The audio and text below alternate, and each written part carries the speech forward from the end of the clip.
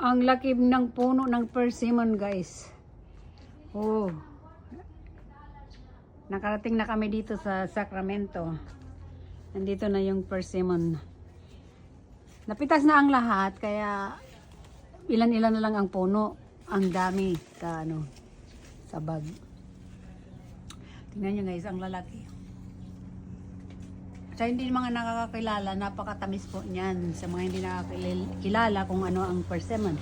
Yan ang persimmon guys. Para siyang apple. Ang taas-taas niya last year hindi ganito kataas to. Tumataas to every year. Yan. Parang apple, super sarap. This is my paborito ko to guys. Pag naumpisahan ko yan, hindi ko natitigilan hanggang bundat. Hindi ako mabundat. Meron pa dito pomelo. O oranges pala yan, sorry. Parang pomelo pa lang ang kulay. Ayun ang laki oh.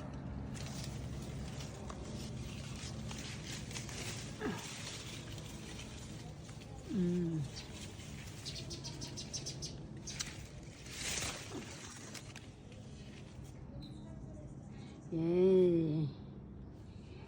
Dinadayo namin to dito para talaga, crispy pa. May tukod, tingnan nyo guys, so may tukod para hindi siya maglaylay na mabali. So dahil sa bigat, kailangan tukudan para ma-hold niya yung mga bunga. Ay, yun oh.